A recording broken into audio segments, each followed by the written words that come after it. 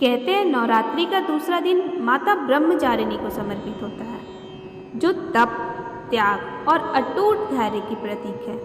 नवरात्रि के इस पावन दूसरे दिन में जब चारों ओर भक्ति का वातावरण है, दीपक की ज्योति जल रही है और हर मन माँ दुर्गा के चरणों में झुका हुआ है, ऐसे शुभ समय में जो भी भक्त उनकी कथा श्रद्धा से सुनता है, माँ उसे सहन करने की शक्ति और पाने की क्षमता दोनों ही देती है। इसलिए अगर आपके मन में भी कोई इच्छा है, कोई भी चिंता है, तो इस कथा को अंत तक जरूर सुनिएगा, क्योंकि हो सकता है माता ब्रह्मचारिणी की कथा आपके जीवन का मोड़ बदल दे। प्राचीन काल की बात है, जब माता ने पर्वतराज हिमालय के घर में पुत्री के रूप में जन्म लिया। उनका नाम था पार्वती। बचपन से ही उनका मन भगवान शिव की भक्ति में लगा रहता था। वे घंटों तक ध्यान में लीन रहती और अपने मन में केवल एक ही इच्छा रखती, भगवान शिव को पति के रूप में प्राप्त करना। एक दिन देवर्षि नारद जी हिमालय के घर आए। उन्होंने माता पार्वती को देखा और उनके तेज को देखकर तुरंत पहचान लिया।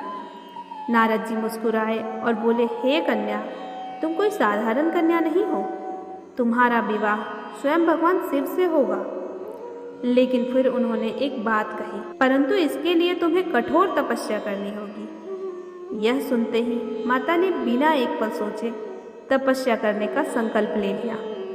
उन्होंने राजसी सुख सुविधाएं छोड़ दी, महलों का आराम छोड़ दिया और अकेले ही जंगल की ओर चल पड़ी। जंगल में चारों ओर सन्नाटा था। पहले उन्होंने केवल फल खाकर जीवन बिताया, फिर कुछ समय बाद उन्होंने केवल पत्तों पर जीवन यापन किया और फिर एक समय ऐसा आया उन्होंने पत्ते भी त्याग दिए। इसलिए उन्हें कहा गया अपर्णा, जिसने पत्तों तक का त्याग कर दिया। समय बीतता गया, साल, दशक और हजारों वर्ष बीत गए, लेकिन माता की तपस्या नहीं टूटी। तेज धूप, कड़कती ठंड और खाने पीने का कोई साधन नहीं, लेकिन माता का संकल्प अडिग था। तेज धूप में भी वह अचल खड़ी रही, कड़ाके की ठंड में भी उनका ध्यान नहीं टूटा। भूख प्यास ने भी उनके संकल्प को कमजोर नहीं किया। माता ने इतनी कठोर तपस्या की कि धूप, ठंड और भूख से उनका शरीर छिन्न हो गया, लेकिन उनका संकल्प कभी नहीं टूटा। माता की ऐसी कठोर तपस्या देखकर देवता, ऋषि और मुनि सभी आश्चर्यचकित हो गए। उन्होंने सोचा, ऐसी तपस्या तो आज तक किसी ने नहीं की। तब सभी देवता भगवान शिव के पास पहुँचे और बोले, हे महादेव, माता की तपस्या अब पूर्ण हो चुकी है, कृपया करके उन्हें दर्शन दीजिए। अंततः माता की अटूट भक्ति और तपस्या से प्रसन्न होकर भगवान शिव प्रकट हुए। उनका स्वरूप दिव्य था, चारों ओर प्रकाश फैल गया। माता ने जैसे ही आंखें खोली, उन्होंने अपने आराध्य को सामने खड़ा पाया।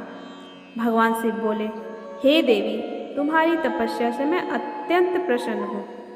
तुमने जो संकल्प लिया था वो आज पूर्ण हुआ।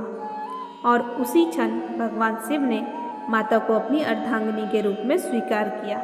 माता ने इतनी कठोर ब्रह्मचर्य और तपस्या का पालन किया, इसी कारण उन्हें कहा गया माता ब्रह्मचारिणी। नवरात्रि के दूसरे दिन माता ब्रह्मचारिणी की पूजा की जाती है।